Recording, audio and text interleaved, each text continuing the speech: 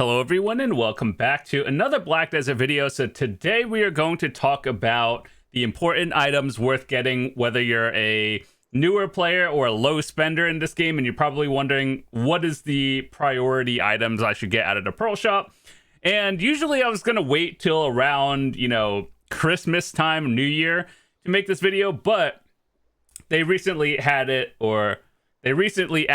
a 1+1 bundle, which is actually good. So it's like buy X amount of pearls, get literally the same amount for like free. So yeah, if you were thinking about spending money on this game, now is probably a good time.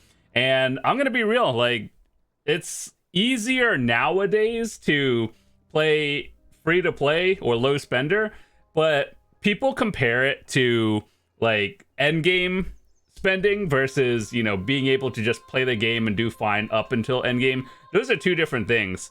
And if like this is your first month playing the game and you have no idea what to get, I'm gonna go through the Pearl shop and talk about all this with you guys. So with that said, yeah, so I'm just gonna go down to tab, talk about things that I think are worth getting, and let's start out with, we'll pretend nothing is on sale. I'm going to talk about it. So with that said, let's start off with the travel aid packs, and then we'll go down to the function and all that stuff as well. So value pack. You know how in every other MMO there's like a $15 a month subscription? Think of the value pack as that. What do you get out of this? You get like a bunch of extra things that I think are overall good. But the best part of this one is that, like for 30 days, the amount of tax you collect, or like the amount you get taxed, is from 30 to like 15%. And that basically means any sale you make on the central market, you get more silver out of it. That is probably the biggest thing that comes out of the value pack, which I will be honest, I think is extremely important, especially if you value your time. So think of the value pack as the $15 a month subscription, and I would just recommend this to basically everyone. And then they also have things like the Blessing of Kamasylve and the Secret Book of Old Moon. Now, these two are convenience and definitely not mandatory these days. So what do? This one is item drop rate and energy recovery. The extra weight from the Maids and central market stuff is always nice, but I'll talk about how to get around that as well, and like alternative ways to, just do what you're doing. So the energy recovery is pretty nice for life skillers out there, but do I think it's like game-changing good for the amount it costs? No. Item drop rate, 20%. Nowadays in 2025, it's pretty easy to get very close to the cap, if not like at the cap, for 300% at minimum. Like it goes beyond 300, but 300 is the base for most people, and then 100 extra is from like Arsha, castle bonus, and all that stuff. So let's just assume 300% item drop rate. It's actually pretty easy to get, relatively close to that without any events going on. Like right now we have a 100% drop rate on, and it's easy to cap out. We'll talk about that a little bit more later on how to do that. Or actually have another video on how to get your item drop rate to 300. So I'll just leave a link in the description. So would I get the Blessing of Kamasylve? If you are on a budget, the answer is no. Secret Book of Old Moon is basically combat XP, skill, life XP. It's kind of irrelevant. The important part you're getting out of this is if you have a tent, you could buy the buffs directly from that, which is actually very helpful. So even then, if you don't have it, you just get the 10 mil Villa scroll that, once again, I'll talk about that later. But overall, these are definitely just convenience, definitely not mandatory. So if you're thinking about it, they're nice to have. They're just, I wouldn't say it's important to get, though. Okay, so with that said, let's go back into the function and let's talk about all the stuff that you'll probably see throughout your game, and you'll probably think about this. So there's two things: weight and inventory. So you see over here, the max is 192, and the weight is more important. So this is unironically what my inventory looks like on a day-to-day, and like I didn't just clean my inventory out for the video. This is like, you can watch all my other videos. This is normally what it looks like. When I grind, obviously you get more loot, so it's probably like another row or something.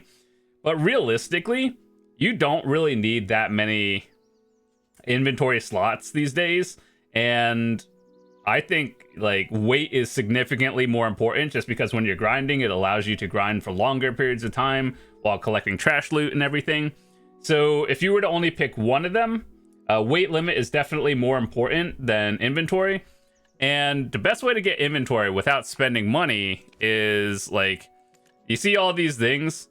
I never bought any of those. It's just me playing the game through it naturally. Like, you get them from events, you play through seasonals, and, you know, just, you know, every time there's like an event going on, sometimes they have this. So you can probably max out without spending any money. Plus, there's a few quests in game that you could actually get more inventory. So just make sure to look into your suggested tab and you'll find it somewhere. So with that said, yeah, weight is definitely worth getting. Loyalties in this game are basically you get 300 every day and then just buy the stuff you need over time. Just get the things that are not easy to get, or things you cannot get like through silver first before anything else. And yeah, so between weight and inventory, weight is more important. Inventory, the only one that I would get is probably family inventory, but that's also at the same time, I've talked about this in another video of what I would use for that. But keep in mind, family inventory is a lot more important in my opinion. So yeah, next we have all of this stuff. Nothing here is important. The slot expansions, a lot of these are convenience, and I don't think these are bad to get, but these are not like new player friendly items. These are things that, like, let's say you've been playing for a year or two and it's just like, oh, okay, these make sense to get for me now. Yeah, these are probably something you would think of later on. These are not beginner friendly stuff, and the only thing I would think of is probably the season ticket, maybe the fish tank, but once again, not even then, not even beginner friendly stuff. Let's see, is there anything else important? Not really. We talked about these. Going down here, Maids and Butlers. You're probably wondering, are they worth it? Yes, I do think they're worth it, but also at the same time, they kind of give these out like more or less pretty frequently. And what they do is they allow you to basically take, withdraw, or deposit into your storage and central market without being at the central market or your storage. So it's like portable, and then you basically do this. You see your storage from any town, you could deposit, withdraw. These are actually very nice. However, I would not buy them at full price. And even then, I think on average, even with people who aren't max weight and everything, I would say maybe 30-ish, and then you can get those like relatively frequently just by playing the game. It's October now, you know, during Christmas, historically every year, they have given us like, you know, a bunch of goodies like Christmas gifts and stuff, New Year's gifts. So chances are, if you're playing now, wait it out like a couple months, and then they'll give you a couple of them for Christmas for free. So yeah, like I haven't bought over 100 of them. I just kind of get them from playing the game the same way everyone else gets them from playing the game. But if you're a new player and you're wondering, is it worth it? Should I get Maids and Butlers? When they go on sale, like, you know, 500 pearls, yeah, these are good and worth getting. Or when they come in bundles, to an extent, yeah, but like also you like at maximum, I would say 50 is very safe for all the way up until endgame. But, you know, even then, you probably won't need that many. So when they're on sale, they're decent. When they're not on sale, no. Which one is better between storage and like market? Storage is significantly better, and here's why. Because items have a weight. You cannot put like trash loot in your central market storage. You can put them in your storage. So the storage one is worth more.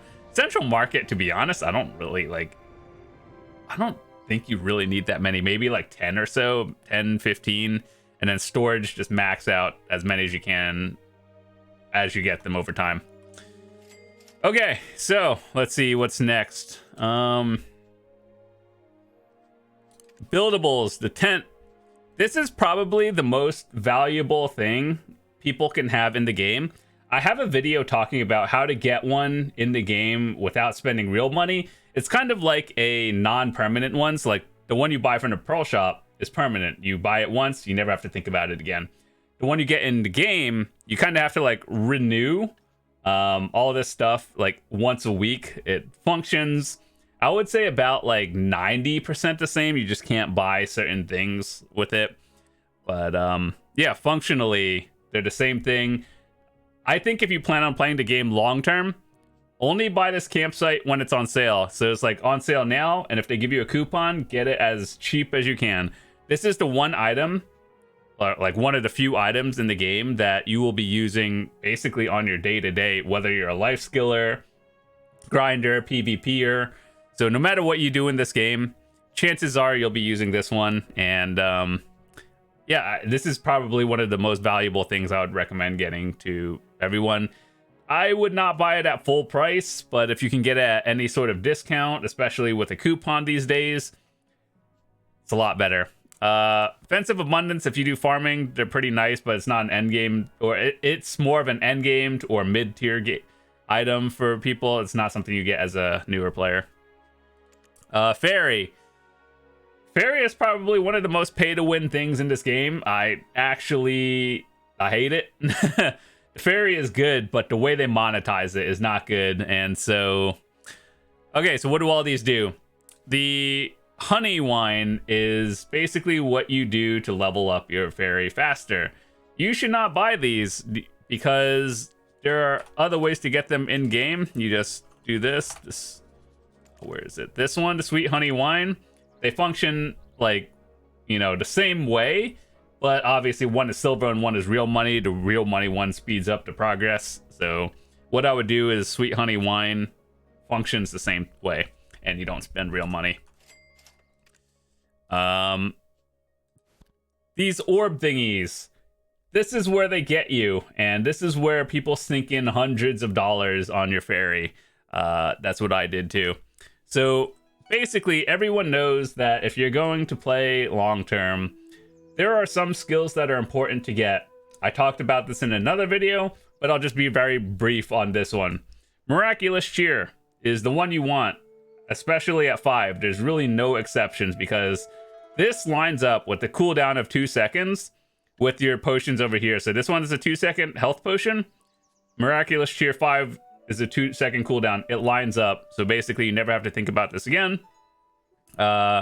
Mana Potion or MP Pot doesn't line up, but I mean, like, functionally they'll use it. Feathery Steps is, you know how we talked about weight and how weight is more important? Yeah, you can go up to 125% and you don't have to spend as much money. Well, or you do, but like this one goes above the cap essentially. Continuous Care is an end game or mid game thing, so like it's not like beginner friendly. You won't need it early on, but it allows you to auto pot when you're grinding, so like you don't have to put your things on hotbar and press it on cooldown, or not on cooldown, but like every like 15-20 minutes when your potions and elixirs run out. So it is nice to have, but it's not a new player item. If you're going for your fairy, which you will inevitably do, you want Miraculous Cheer 5. Highest priority. It doesn't matter. If your fairy doesn't have it, you re-roll that fairy. And then everything else is like just a nice bonus. And yeah, this is what my fairy looks like. I think I spent more money on this than I really wanted to, but I hope it's done. I hope they don't do anything else, and then we're good. I have a more detailed video. I'll leave it in the description if I remember. All right.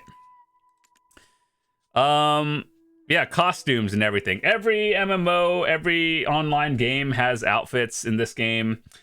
What are my thoughts on it? So yes, it is pay to win. You could melt your costumes down for cron stones and then just slam your way to the best gear possible. However, on the other hand of this, if you're just buying a costume because you like it, you think it looks good, then an MMO, great. I don't care. Spend all the money you want. That's how I feel. Yeah, so yes, it is pay to win, but also I understand, like, you know, the whole meme of fashion is the end game. If you like collecting outfits and everything, good for you. You do you. It doesn't affect me. So yeah, that's what I have on it. So if you like buying costumes, it is what it is. It doesn't bother me at all.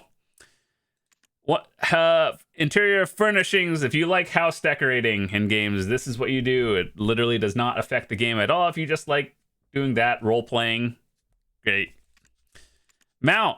Okay, so this one is a little bit on the trickier side to talk about. So I do believe you can buy a permanent flute through the season pass thingy. So like, you know how if you play on a season character, it has that like list of objectives and stuff. I do think one of the things is a permanent horse flute, and so it's probably more value effective to go through the season pass if you're a new player, get like the second line, and then it comes with that. And then there's a quest where you can get the celestial thing. So basically it upgrades your trainer's flute into a celestial, like trainer's flute plus the horse spirit equals a permanent horn thing. What is the difference? You can call your horse from a certain range with this one, and then you could call your horse from like anywhere in the world with this one. So yes, it's actually very important, especially if you play one character, and then that is, I think, very important to get. So people kind of overlook this one, but I think it is good to get. Like skins and everything, overlays, outfits. This is kind of like an outfit but for your boat. They have outfits for your horse as well. Once again, yes, they do give stat bonuses, but is it noticeable? Not really. Like, if you like go at a certain pace, you most likely won't notice the stats it gives. But yes, it does. And I feel the same way about this one as I feel about outfits. If you like collecting them, good for you. It doesn't affect me. So I think you should probably get at least one. They kind of give these out every now and then. You could also buy them off the like central market. Just put an order on it and you'll get it eventually. So yeah, I think these are easier to get than the others. If you like sailing, these are actually very nice. I did buy one just to make a video a while ago. I definitely didn't pay full price because, like, that's kind of wild that they charge like $60 for it. This one, it does look nice, I will admit, and it has like an extra effect on the side when you're actually sailing. But that's kind of crazy. And yeah, once again, end game item. I do think it is nice to have, but not like new player friendly. Same with the wagon, all that stuff. All right, let's talk about pets. Okay, so pets are something that people probably spend a lot of money on, but this is also one of those tricky things to talk about simply because you could spend as much or as little as you want and be more or less effective. So the way it works, or the way you should go, is you want 5 pets in total because pets help you loot, you get more trash loot, and you don't have to press as many buttons. The higher the tier, the faster they loot, and you know, they also give more stats. So people who are low spenders in this game, I would recommend getting 5 pets. So if you were to ask me, should I get 5 tier 1 pets or like, you know, 3 tier 2 or something pets, I would always go 5 pets at tier 1 because maximum thing. And then over time, throughout events and historically throughout the game, you can do some quests and get pets as well. I have videos and stuff on that too. But yeah, if you are a new player, low spender, don't worry about any of these stats over here. That's something you think about later on. But just get the pets to loot first and then think about the tiers later on. Because after, I remember I don't know, 6 years ago, when I got all my pets to tier 4, I just stopped buying pets because I'm like, okay, I'm done. I don't care. I don't really care about min-maxing the stats too much at all. It's just like, it is what it is. And so like all these pets, you just kind of get from events over time. And then, yeah, there's a lot of them you can just get in game without spending money. You can also central market, Pearl store, pets, all these things as well. So just put an order on that. And then there's some quests you could do in suggested for that as well. So what do I think? If you're a low spender and you're a new player, just get the pets that just get the ones you like. Once you start min-maxing those pets, if you do, that's when things get expensive. So Polar Bear gives you more weight, which is always good. Arctic Fox actually increases your item drop rate. So you know how we talked about that in one of the 15-day buffs earlier on. That's what it does.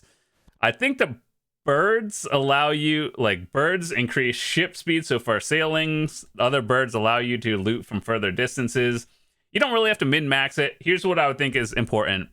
Arctic Fox or drop rate. This is good for people who do PvE and grinding. Polar Bear is, universally good because weight is nice.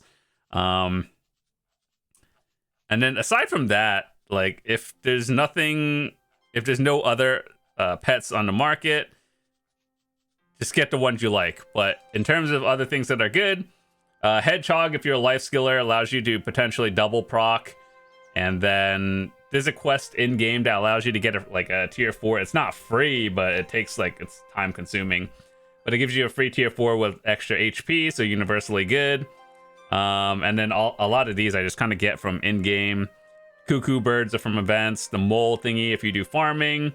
And then there's a Garmoth pet that you can get just going to Garmoth and getting lucky. So yeah, there's a lot of ways to actually get them in-game without spending money. So what I would do, just get 5 pets first, then you start min-maxing. That's where the expensive part comes in. So once again, yeah, that's basically the Pearl Shop. What I would do is, 1, value pack.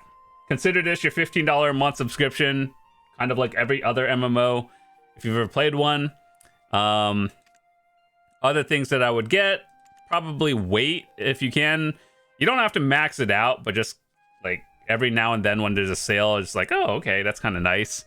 And then where else? What else do they have? The tent is extremely important for your day-to-day, no matter what you do, and maybe a few pets. So I think everything I listed under $100. So the way I see all of this is, you know how video games these days, your standard AAA game is $60 to $100 these days, depending if you get whatever edition, right? So I like to think of it as, if you're gonna spend let's say $100, let's make it a number like that, right? What am I gonna get? What will allow me to have the most fun in the game with doing that? And those are the items I would get. So yeah, once again, just the tent thingy will help you do your day-to-day. Value pack, I don't know if I would consider it, but I guess sure, why not? 30 days to see if you enjoy the game. And then maybe some pets early on. And then honestly, what I would do, play a seasoned character. You'll see a season pass thingy at the top of here, the progression pass or whatever they have.